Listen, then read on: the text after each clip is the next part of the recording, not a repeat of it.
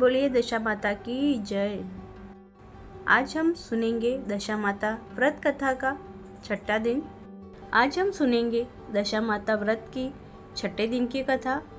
आप सबसे छोटा सा अनुरोध है, आपको हमारी कथा अच्छी लगे तो लाइक करें, शेयर करें और कमेंट में जय दशा माता ज़रूर लिखें। एक समय की बात है, एक राजा था। उसकी रानी कोमलांगी थी। वो फूलों की शैया पर सोती थी। एक दिन फूलों के साथ कच्ची कली भी आ गई। कच्ची कली के कारण उसे रात को नींद नहीं आई।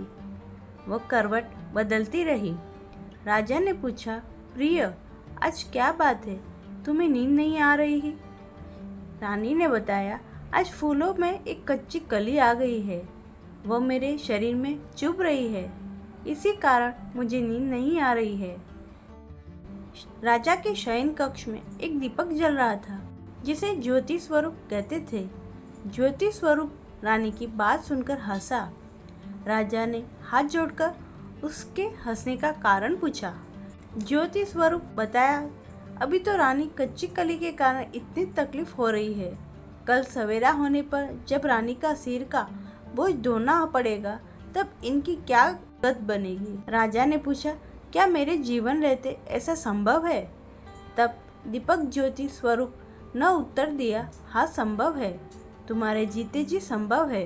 ज्योति स्वरूप की बात सुनकर राजा ने मन में सोचा, देववाणी कभी असत्य नहीं होती। होनी को कोई टाल नहीं सकता। रानी को अवश्य बोझा ढोना पड़ेगा, परंतु यह हो सकता है यदि मैं एक संदूक में बैठाकर समुद्र में बहा दूं तो संभव ये बोझा ढोने से बच जाए, क्योंकि समुद्र में डूब जाने पर बोझा ढोने से बच जाएगी। राजा ने उसी समय रानी से कहा, चलो मैं तुम्हारे मायके छोड़ आऊं, कुछ दिन तुम वहीं पर रहना। रानी बोली, परंतु महाराज, मेरे मायके में तो कोई भी नहीं है, मैं वहाँ किसके पास रहूंगी? तुम्हारे गोत्रज संबंधी वहाँ बहुत अच्छी दशा में हैं, मैं उन्हीं के पास तुम्हें भेज देता हूँ। रानी ने राजा की बात मान ली। रानी ने बहुमूल्य आभूषण और कीमती वस्त्र धारण किए। राजा ने रानी को संदूक में बिठाकर नदी में बहा दिया।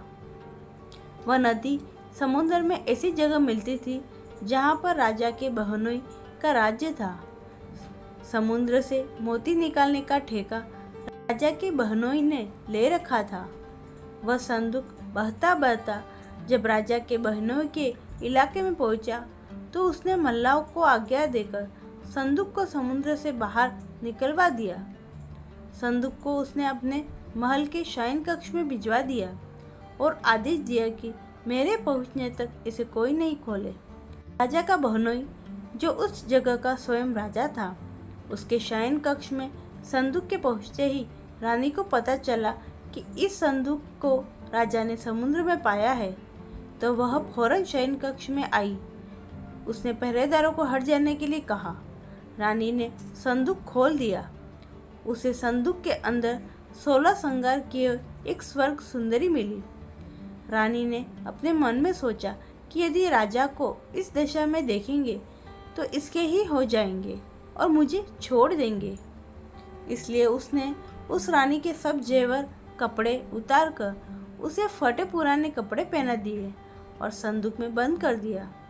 राजा जब बाहर से महल में आए तो उसने रानी को अपने शयन कक्ष में बुलाया और रानी से पूछा, क्या तुमने देखा है कि इस संदूक में क्या है? रानी ने उत्तर दिया, मैंने कुछ नहीं देखा, मुझे नहीं पता इस संदूक में क्या है। राजा ने रानी के सामने संदूक खुलवाया तो उसे संदूक के अंदर फटे पुराने कपड़े एक स्त्री दिखाई दी, जो भिखारन सी लग रही थी। रानी ने कहा, ये कोई भिखारिन लग रही है, इसे कारखाने भिजवा दिया जाए, वहाँ लकड़ी ढोकर अपना जीवन निर्वाह करती रहेगी।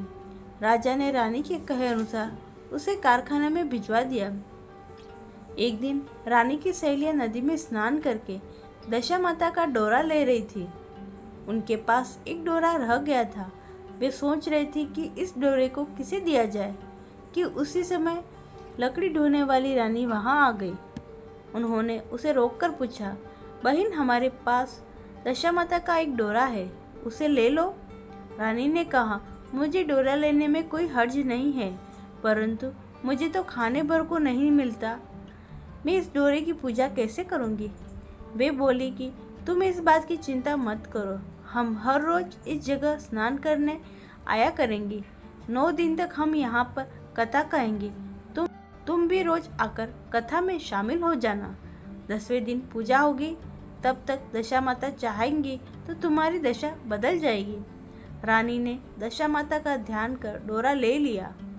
उसी दिन रानी के पति राजा को ये चिंता हुई कि रानी को संदूक में बंद करके बहा तो दिया, परंतु पता नहीं उसका क्या हाल होगा। उसकी खोज खबर लेने के लिए राजा एक नौका पर बैठकर नदी की यात्रा करता हुआ अपने बहनों के यहाँ पहुँचा। संध्या के समय वह अपनी बहन से बोला, मेरे हाथ पैरों में बहुत दर्द हो रहा है, किसी दबाने वाले को बुलाओ। तब उसकी बहन ने भिखारी को बुलाकर लाने की आज्ञा दी। उसे कहा, आज रात तुम मेरे भाई के पैर दबा दो। वह बड़े संकोच में पड़ गई। अपने मन में सोचने, आज तक मैंने किसी पुरुष को छुआ तक नहीं है। रानी अपने भाई के पैर दबाने के लिए उस पर जोर डाल रही थी, इसलिए लाचार होकर उसने हाँ कर दी। राजा के पैर दबाते दबाते रानी को उसके पाँव में पद्म दिखाई दे पड़ा। रानी चुपचाप रोने लगी। उसके आंसू राजा के पैरों पर टपक पड़ा। राजा ने उससे पूछा, तुम क्यों रो रही हो? तुम अपना भेद मुझे बताओ, मेरे द्वारा तुमको कोई हानि नहीं होगी। रानी बोली, जैसा पद्म आपके पैर में है, वैसा ही पद्म मेरे पति के पैर में भी था। पहले के दिनों की याद आ जाने पर मुझे रोना आ गया। राजा ने उसे पहचान लिया। राजा बोला, मैं समझ गया, अब तुम्हें पैर दबाने की ज़रूरत नहीं है। तुम्हारे भाग्य में जो लिखा था वह तुम्हें भोगना ही पड़ा। मैंने उसे टालने के लिए जो उपाय किया था उसका नतीजा उल्टा ही निकला। तुम्हें मेरी जीते जी लकड़ियाँ ढोनी पड़ी। सवेरा हुआ, परंतु अतिथि राजा सोकर नहीं उठा और न पैर दबाने वाली दासी कमरे से बाहर निकली। राजा की बहन को चिंता होने लगी। थोड़ी देर बाद दासी कमरे से बाहर निकली और कारखाने में काम करने चली गई। रानी ने कमरे में जाकर अपने भाई को जगाया। उसका भाई बोला, मेरी तबीयत ठीक नहीं है, मेरा सिर दर्द हो रहा है, मैं अभी आराम करना चाहता हूँ, मेरे मन में बहुत व्याकुल हो रहा है। रानी ने पूछा, आखिर बात क्या है, कुछ तो बताओ।